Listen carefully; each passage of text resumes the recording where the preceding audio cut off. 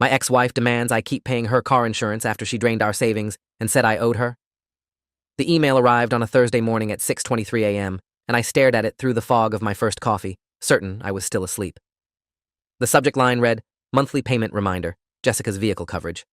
I clicked it open, and there it was, formatted like a bill, itemized like I was some kind of service provider. Car insurance premium for her Lexus, due in 5 days, amount due from me, $243. At the bottom, in that casual tone she'd perfected over 13 years of marriage, she'd written, "Thanks, babe. Just keeping things consistent like we agreed." My hands started shaking before my brain could even process the audacity, before I could form the thought that no, we absolutely had not agreed to anything remotely like this. I'd been divorced for exactly 3 months and 8 days when that email landed. The ink on our settlement was so fresh I could still smell the laser printer toner when I pulled the documents from my file cabinet that morning, checking to make sure I hadn't lost my mind. I scanned every page, every clause, every addendum our lawyers had negotiated during those brutal 6 weeks of mediation. Nothing. Not a single word about me maintaining her car insurance, her vehicle payments, or any ongoing financial responsibility beyond the agreed-upon temporary spousal support that would end in 14 months. I read the settlement 3 times, then a fourth, my coffee going cold beside me while morning traffic hummed outside my apartment window. This wasn't some overlooked detail or ambiguous language. This was Jessica doing what Jessica did best, rewriting reality to suit her narrative and expecting everyone else to just accept it. The backstory matters here, because without it, you might think I was just bitter, just another divorced guy complaining about his ex. Jessica and I met at a marketing conference in Austin when I was 29 and she was 27. She had this energy that pulled people in, this way of making you feel like you were the only person in the room worth talking to. We dated for 2 years before I proposed on a hiking trip in Colorado, married the following spring in her hometown of Charleston. For the first 5 years, things were good, or at least I thought they were good. We bought a house in the suburbs, adopted a dog named Copper, hosted dinner parties where Jessica would charm my colleagues, and I'd grill salmon on our back deck. She worked in pharmaceutical sales, made decent money, and we split most expenses down the middle.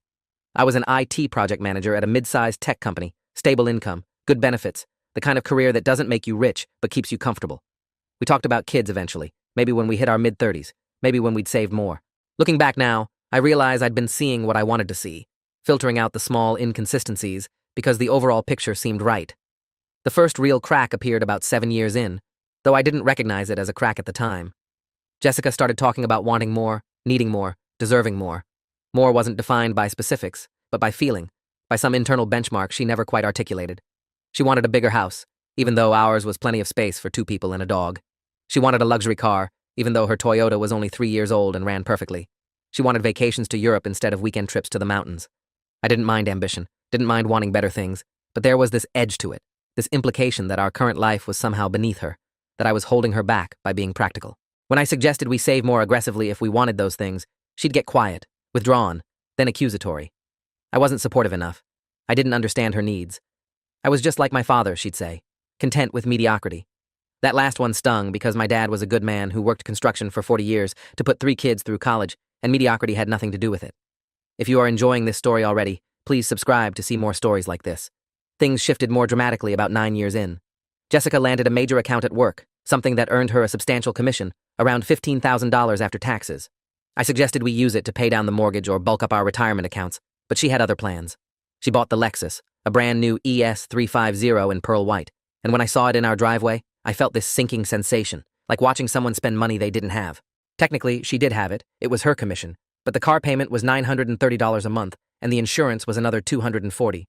She assured me it would motivate her to close more deals, that it was an investment in her image, that pharmaceutical reps needed to look successful to be successful. I tried to understand her logic, tried to be supportive, but the math didn't work the way she claimed it would. Her income didn't increase enough to offset the new expenses, and gradually, those costs started bleeding into our joint account when her personal account ran short. I covered it because that's what you do in a marriage. You cover for each other, you help when someone's short, you trust it'll balance out. Except it never balanced out. Over the next 3 years, Jessica's spending accelerated while her income stayed relatively flat. The joint savings account we'd built to $38,000 started shrinking. First it was down to $32,000, then $26,000, then $19,000. When I questioned the withdrawals, Jessica had explanations that sounded reasonable in isolation. Medical expenses not covered by insurance, car repairs, gifts for her parents' anniversary, an emergency root canal, new clothes for client meetings, a training conference in Miami. Each explanation made sense individually, but collectively, they painted a picture I didn't want to see. I started checking our accounts more frequently, started asking questions that made me feel controlling and paranoid. Jessica responded by getting defensive, by accusing me of not trusting her, by suggesting I was becoming financially abusive by monitoring our money too closely. That term, financially abusive, stopped me cold because I didn't want to be that person, didn't want to be the controlling husband who questioned every purchase. So I backed off, trusted more, checked less. The explosion came on a Wednesday in October, almost a year ago now, when I logged into our joint account to transfer money for the mortgage and found a balance of $812. Our savings account, the one that had peaked at $38,000, showed negative $309 due to overdraft fees. I sat at my desk at work, staring at my phone screen, refreshing the app because surely this was an error, surely the bank had glitched. But the numbers didn't change. I pulled up 6 months of statements and started going through them line by line, and what I found made my stomach drop through the floor. Regular withdrawals, sometimes 4 or 5 per week, ranging from $200 to $2,000. ATM withdrawals at casinos. Online purchases I didn't recognize. Transfers to accounts I'd never seen. When I added it up, Jessica had pulled nearly $43,000 from our accounts in 8 months. $43,000 gone, and I'd been so busy trying not to be controlling that I'd missed it happening right in front of me. I confronted her that night, and the mask finally came off completely. She didn't deny it, didn't apologize, didn't show even a flicker of remorse. Instead, she told me I was overreacting, that it was our money and she had every right to use it, that I'd been benefiting from her income for years, and now I was acting like she'd committed some crime. When I pointed out that she'd emptied our retirement savings, our emergency fund, everything we'd built together, she shrugged and said we could rebuild it. When I asked about the casino withdrawals, she admitted she'd been gambling but claimed she was ahead overall, that I just didn't understand how it worked. When I pressed for details, asked to see records of her winnings, she exploded. She called me controlling, abusive, paranoid, said I'd been emotionally neglecting her for years, and this was her way of coping. She said I owed her for all the time she'd supported my career, all the dinners she'd hosted for my colleagues, all the years she'd put my needs above hers. The argument escalated until she was screaming that I'd never appreciated her, never valued her, never loved her the way she deserved, and then she left, drove off in that pearl-white Lexus, and didn't come home that night. She filed for divorce 4 days later. I came home from work to find her car gone from the garage, half the furniture missing, and an envelope on the kitchen counter containing a petition for dissolution of marriage. Her attorney was listed as Montgomery Fisher, a name I recognized from billboards around the city, advertising aggressive representation for wronged spouses. The petition painted me as financially controlling, emotionally distant, and unsupportive of her personal growth. It claimed she'd been forced to use her own earnings to supplement our lifestyle because I refused to contribute fairly. It requested spousal support, half of all marital assets including my retirement accounts, and full ownership of the house we'd bought together. I read it twice, then called my buddy Nathan, who worked in corporate law, and asked if he knew any good divorce attorneys. He gave me 3 names, and I called all of them that evening, setting up consultations for the following week. The attorney I hired was a woman named Patricia Brennan, 58 years old, with 32 years of family law experience and a reputation for thorough preparation. She had gray hair pulled back in a professional bun, reading glasses on a chain around her neck, and the demeanor of someone who'd seen every trick in the book. During our first meeting, I brought printed bank statements, credit card records, withdrawal slips, everything I'd compiled showing the financial devastation. Patricia reviewed them methodically, making notes in a legal pad, asking clarifying questions in a calm, measured tone. When she finished, she looked at me over her glasses and said the case was more straightforward than I feared, but would require patience and documentation. She explained that in our state, dissipation of marital assets was a serious consideration in divorce proceedings, that if I could prove Jessica had wasted marital funds on gambling or personal luxuries without my knowledge or consent, the court could award me a greater share of remaining assets or reduce spousal support accordingly. The key was building an airtight timeline with concrete evidence. Over the next 6 weeks, Patricia's paralegal, a sharp woman named Kimberly, helped me reconstruct our financial history. We pulled every bank statement from the previous 3 years, categorized every transaction, identified patterns of spending. We subpoenaed credit card companies for detailed records. We obtained ATM camera footage from 2 casinos showing Jessica making withdrawals.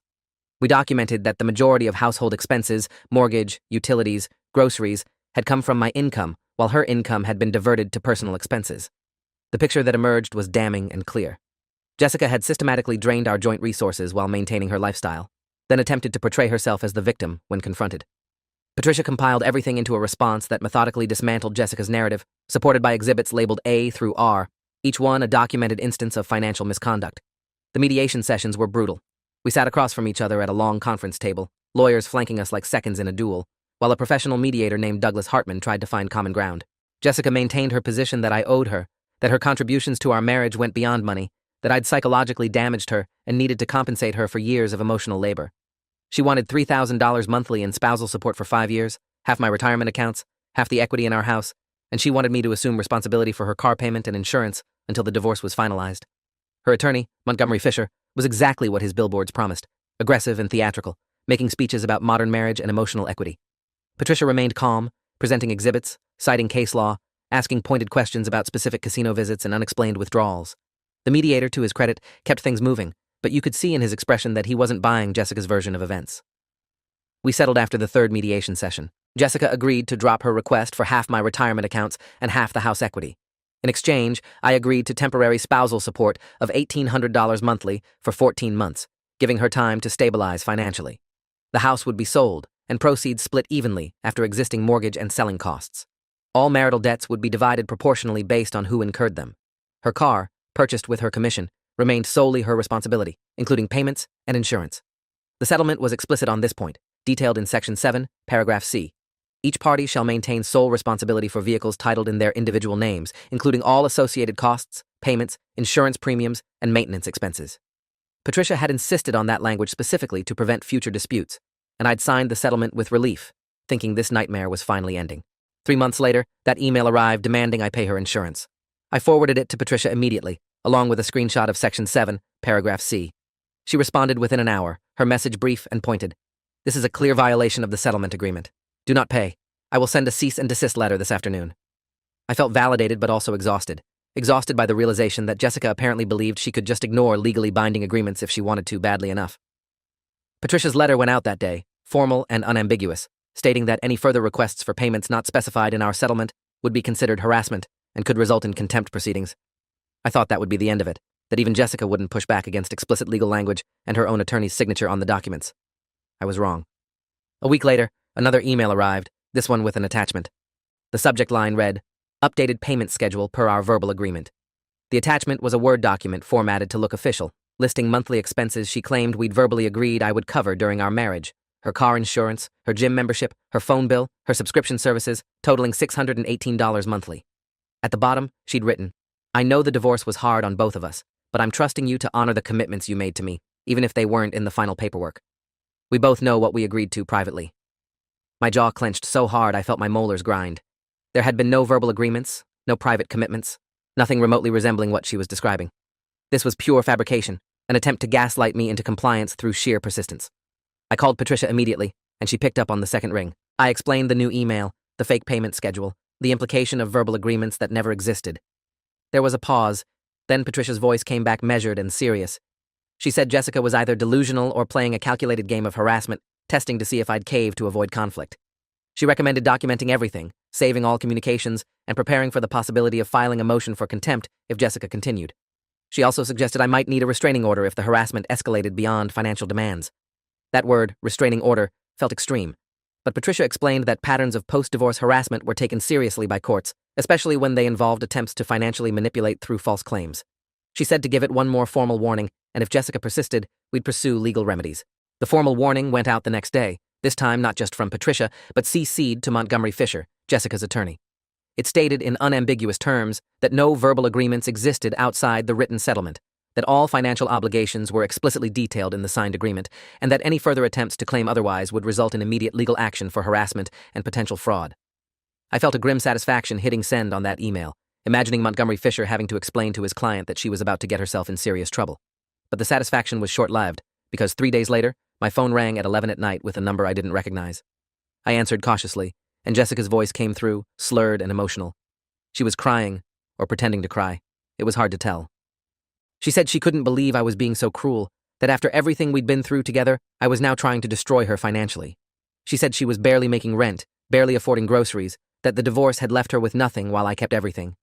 She said she'd given me the best years of her life, and this was how I repaid her, by hiding behind lawyers and refusing to help when she needed it most. The manipulation was so transparent, it would have been laughable if it wasn't so infuriating. I told her calmly that our financial obligations were settled legally, that she needed to stop contacting me, and that any further communication should go through our attorneys. She started screaming then, calling me every name she could think of, saying I'd regret treating her this way, that she'd make sure everyone knew what kind of person I really was. I hung up and immediately blocked her number, then texted Patricia a summary of the call. Patricia responded the next morning with a plan. We would file a motion for civil harassment restraining order based on the pattern of contact, the false claims, and the threatening tone of the late-night call. She said judges took this kind of post-divorce harassment seriously, especially when documented with emails and phone records. She also recommended I document any social media posts or public statements Jessica made about me, as these could support a case for defamation if she followed through on her threat to damage my reputation. I felt a knot forming in my stomach because this was escalating beyond a simple disagreement about money into something darker and more disturbing. But Patricia was right. I couldn't just hope Jessica would stop. I needed legal protection. The restraining order hearing was scheduled for 3 weeks out, and in that time, Jessica proved exactly why we needed it. She started posting on social media, vague at first, about narcissistic partners and financial abuse, and how divorce courts favor men. Then the posts became more specific, mentioning details that could only be about our situation, about husbands who hide money and abandon their wives after taking everything. She never used my name, but mutual friends started reaching out, asking if I was okay, saying they'd seen Jessica's posts, and they seemed concerning. I screenshot every single post, time-stamped and saved to a cloud folder Patricia could access. Each one felt like a small cut, not deep enough to cause real damage, but enough to sting and remind me that this person I'd spent 13 years with was now actively trying to hurt me. Then came the Facebook message from my brother Caleb, linking me to a post in a local community group. Jessica had written a long, detailed narrative about being financially abused during her marriage, about a controlling husband who monitored her spending and cut her off from resources. She described feeling trapped, scared, unsure how to escape. She asked for recommendations for women's shelters and legal aid, painting herself as a domestic abuse survivor seeking help. The post had 38 comments, mostly supportive, people sharing resources and expressing sympathy. Caleb asked if I'd seen it, if I was okay, if I needed him to respond. I told him no, don't engage, just screenshot it and send it to me. My hands were shaking as I forwarded it to Patricia with a message. She's lying to a domestic violence support group. Is this legal? Patricia called me within the hour, and I could hear controlled anger in her usually calm voice. She said what Jessica had done was potentially actionable as defamation per se, making false statements about domestic abuse that could damage my reputation and career. She said we'd present it at the restraining order hearing as evidence of escalating harassment and malicious intent. She also said she was going to reach out to Montgomery Fisher directly, attorney to attorney, to inform him that his client was engaging in potentially criminal behavior, and he needed to advise her accordingly. I asked if that would actually stop Jessica, and Patricia was quiet for a moment before saying honestly, she didn't know. But we had to try every avenue before this got worse. The hearing arrived on a Monday morning in November. The courtroom was smaller than I expected, wood-paneled and fluorescent lit, with a judge's bench at the front and a few rows of seats for observers. Judge Amanda Whitfield presided, a woman in her early 60s with sharp eyes and a no-nonsense demeanor. Patricia and I sat at one table, Jessica and Montgomery Fisher at another. Jessica looked different than I remembered, thinner, more drawn, with dark circles under her eyes that makeup couldn't quite hide. When Judge Whitfield called the case, Patricia stood and presented our evidence methodically. The post-settlement emails demanding payment, the fabricated payment schedule, the late-night threatening phone call, the social media posts, and finally, the Facebook post in the domestic violence group. She entered each piece as an exhibit, walked through the timeline, and requested a civil harassment restraining order, preventing Jessica from contacting me directly or making public statements about our marriage. Montgomery Fisher stood to respond, and his strategy was to minimize and deflect. He claimed the emails were simply misunderstandings, that Jessica was struggling financially and reaching out for help, not making demands. He said the social media posts were protected speech, Jessica processing her emotions publicly, which she had every right to do. He argued that the domestic violence post never mentioned me by name, and therefore wasn't defamatory. He painted Jessica as a vulnerable woman trying to rebuild her life while being persecuted by an ex-husband who wanted to silence her. It was a performance, theatrical and calculated, but I could see Judge Whitfield wasn't buying it. She interrupted him twice to ask specific questions about the settlement agreement and whether Jessica understood that all financial obligations were detailed in that document. Montgomery Fisher fumbled slightly, saying yes, of course, but emotions run high in divorce situations, and sometimes wires get crossed. Judge Whitfield then addressed Jessica directly, asking her to explain the emails requesting payment for car insurance and other expenses not in the settlement. Jessica stood, and I watched her transform, shoulders slumping, voice going soft and tearful. She said she'd been confused, that during the marriage I'd always handled these bills, and she thought that would continue. She said she never meant to harass me. She just needed help and didn't know where else to turn. She said the social media posts were her way of coping, of finding support from other women who understood what she was going through. Judge Whitfield listened, expression neutral, then asked a single devastating question. Did your attorney, Mr. Fisher, explain to you that the settlement agreement detailed all ongoing financial responsibilities and that your ex-husband had no obligation to pay your car insurance? Jessica hesitated, glanced at Montgomery Fisher, then quietly said yes, he'd explained that. The judge leaned back in her chair, and I could see her making a decision in real time. She said that given the pattern of contact, despite clear legal boundaries, despite attorney advisement, and despite the threatening nature of some communications, she was granting a temporary civil harassment restraining order. Jessica was prohibited from contacting me directly by any means, prohibited from coming within 300 feet of my residence or workplace, and prohibited from making public statements identifying me or our marriage in any way that could be construed as defamatory. The order would remain in effect for 1 year, with a review hearing at the 6-month mark. If Jessica violated it, she could be held in contempt and face criminal charges. Judge Whitfield's tone was firm, but not unkind, when she told Jessica that the divorce was final, the settlement was binding, and it was time to move forward separately. Jessica's face crumpled, and Montgomery Fisher put a hand on her arm, but Judge Whitfield was already moving to the next case on her docket. I walked out of that courtroom feeling both relieved and hollowed out. Patricia said the restraining order was a strong outcome, that it gave me legal protection if Jessica continued, but she also cautioned that some people don't respect these orders, and I needed to stay vigilant.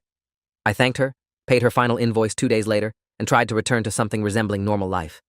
I threw myself into work, picked up extra projects, started going to the gym in the mornings before the office opened. I dated occasionally, nothing serious, just coffee or dinner with women I met through apps or mutual friends. I told myself I was healing, moving forward, but there was this constant low-grade anxiety, this waiting for the other shoe to drop. 2 months passed quietly. The restraining order seemed to have worked, or maybe Montgomery Fisher had finally convinced Jessica that continuing would only hurt her. I started to relax, started to believe that maybe this really was over. Then, on a Friday in January, I got a call from my bank's fraud department. The woman on the phone, identifying herself as Linda from Security Services, asked if I'd recently authorized a credit card charge of $3,160 to a luxury resort in Cancun. I said no, absolutely not. I hadn't traveled anywhere, and I certainly hadn't charged anything to a resort. Linda said they'd flagged it as suspicious, given my usual spending patterns, and had declined the charge, but I should check my account for any other unauthorized activity. I pulled up my banking app while still on the phone with her, and my blood went cold. There were 5 other charges I hadn't made, spread across the previous week, totaling nearly $7,000. 2 charges to online retailers, 1 to a jewelry store, 1 to a high-end restaurant I'd never been to, and 1 to a car dealership. All of them had been approved before the fraud department's algorithm caught the resort charge. Linda walked me through the process of disputing the charges, canceling my cards, and filing a police report for identity theft. I asked how this could have happened, how someone got my card information, and she said it was impossible to know for certain, but often it was either a data breach at a retailer or someone with physical access to the cards. I felt my stomach turn because I knew exactly who had physical access, who'd lived in my house for 13 years and could easily have written down card numbers or taken photos of cards before the divorce. If this story keeps your interest, please subscribe to get more stories like this. I called Patricia immediately after hanging up with the bank, explained the fraudulent charges, and my suspicion that Jessica was responsible. Patricia said we needed to be careful about accusations without proof, but she recommended I file a police report naming Jessica as a possible suspect, given the timing and the restraining order violation, if she'd contacted me to obtain the information. I drove to the police station that afternoon and sat down with Detective Raymond Cross, a stocky man in his 40s with tired eyes and a patient demeanor. I explained the entire situation, the divorce, the harassment, the restraining order, and now the fraudulent charges. Detective Cross took detailed notes, asked for copies of the restraining order, the bank's fraud report, and any communication records I had with Jessica. He said they'd investigate, but I should understand that proving who made the charges could be difficult without direct evidence like surveillance footage or digital traces. The investigation took 6 weeks, and during that time, I felt like I was living in suspended animation. The bank refunded the fraudulent charges after their investigation confirmed I hadn't made them, but the psychological impact lingered.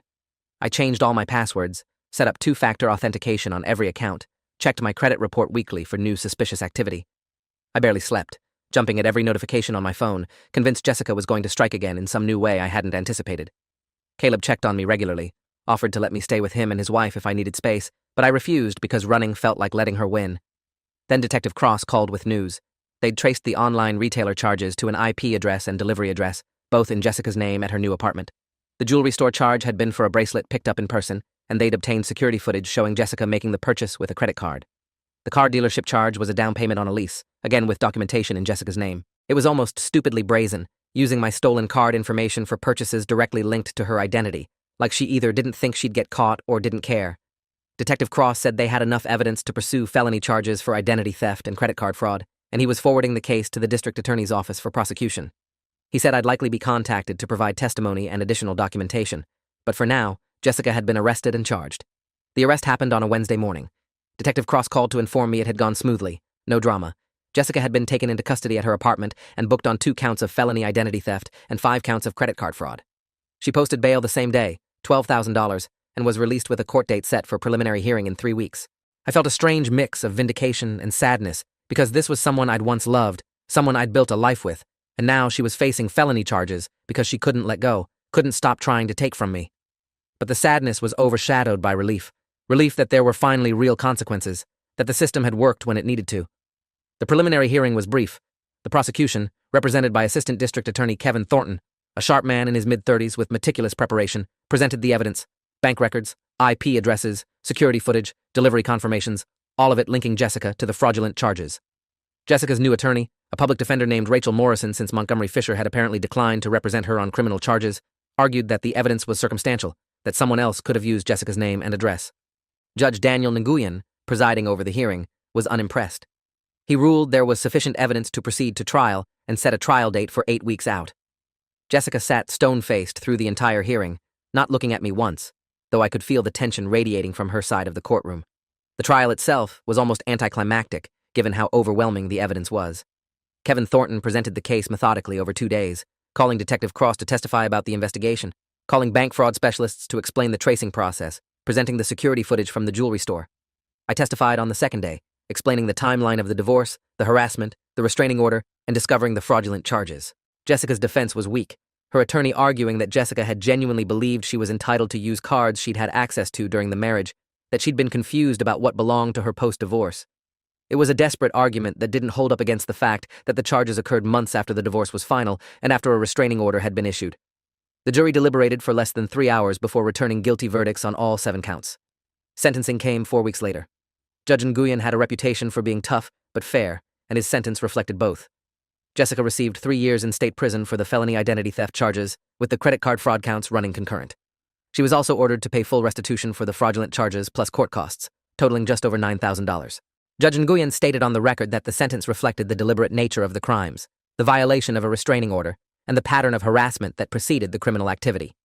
He said Jessica had been given multiple opportunities to respect legal boundaries and had chosen to violate them repeatedly, and that the court had a responsibility to protect victims of financial crime and harassment. Jessica cried during sentencing, her attorney asking for leniency, but Judge Nguyen was unmoved. I walked out of that courtroom and sat in my car for 20 minutes, processing everything. 3 years.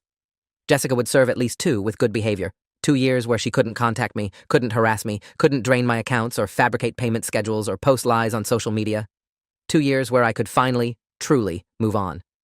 I called Caleb and told him the outcome, and I could hear the relief in his voice matching my own. I called Patricia, who'd been following the criminal case peripherally, and she congratulated me on the outcome, said it was rare to see this level of accountability in harassment cases. I thanked her for everything she'd done, for believing me, for fighting when I'd felt too exhausted to fight for myself. 6 months have passed since Jessica's sentencing. I still live in the same apartment, still work at the same company, though I got promoted to senior project manager 3 months ago. I've been dating someone named Olivia for the past 2 months, a graphic designer I met at a friend's art show, and it's good. It's easy in a way my marriage never was. We take things slow, keep communication open, and I'm learning to trust again without the constant fear of hidden agendas. Copper, my dog, lives with me full-time now since Jessica obviously couldn't care for him from prison, and he's adjusted well, happier even, without the tension that permeated our old house. I don't think about Jessica often anymore, and when I do, it's without the anger that used to consume me. She's a cautionary tale, a reminder of how financial desperation mixed with entitlement can drive someone to destroy everything they once had. I heard through mutual friends that she's taking classes in prison, working in the library, maybe trying to build something better for when she gets out. I hope that's true. Hope she finds whatever she needs to move forward differently. But that's not my responsibility anymore, not my burden to carry. The most important thing I learned through all of this is that some people will rewrite reality to avoid accountability, will lie to your face and to themselves, will burn bridges and break laws rather than accept consequences for their actions. And the only protection against that is documentation, boundaries, and the willingness to enforce both. I kept every email, every text, every bank statement, every receipt. I hired good lawyers who believed in evidence over emotion. I respected the legal process even when it felt slow and inadequate. And in the end, the truth was undeniable, supported by so much proof that no amount of manipulation could obscure it. I still get the occasional notification from my bank's fraud department, still check my credit report monthly, still have moments of hypervigilance when I see a charge I don't immediately recognize. The anxiety isn't gone completely, probably won't ever be fully gone, but it's manageable now. I'm building a new life that's mine alone, with finances I control, boundaries I enforce, and relationships based on honesty instead of obligation. The house sold finally, 6 months after the trial, and I used my half of the proceeds to buy a small condo with a view of the mountains I used to hike before Jessica and I met. Sometimes I stand on the balcony with my morning coffee and watch the sunrise over those peaks, and I feel something I haven't felt in years: optimism about the future, excitement about possibilities, gratitude for second chances. If there's a lesson in all of this, it's that justice is possible, but it requires patience, documentation, and the courage to stand up for yourself when someone tries to convince you that their version of reality is the truth. Jessica demanded I pay her car insurance after she'd drained our savings, violated our settlement agreement, harassed me for months, and eventually committed multiple felonies in my name. And she lost everything, her freedom, her reputation, any chance of rebuilding the life she'd destroyed through her own choices. That's not revenge, that's consequence. And sometimes, consequence is the only thing that stops the cycle. I saved that first email, the one about the car insurance payment, in a folder on my computer labeled Lessons Learned. I look at it occasionally, not with anger, but with clarity, remembering how absurd it seemed that morning when I first read it, how I'd almost questioned my own understanding of our settlement. Now it reads like evidence of someone already spiraling, already disconnected from reality, already on a path that would end in a courtroom and a prison sentence. I couldn't have stopped that spiral, couldn't have saved her from herself, but I could protect myself from being dragged down with her. And I did. That's all anyone can do when someone they once loved becomes someone they need to defend against. The sun is setting now over those mountains, painting the sky in shades of orange and purple, and Copper is asleep on the couch behind me. Olivia is coming over later, bringing Thai food and a documentary she wants to watch. Life is simple, uncomplicated, built on foundations that feel solid because they're based on truth. I earned this peace through months of fighting for it, through legal battles and sleepless nights, and the constant work of setting boundaries with someone who refused to respect them. But I'm here now, on the other side, and the view is better than I ever imagined it could be. Thanks for watching till the end. Make sure to subscribe and like to not miss the next story.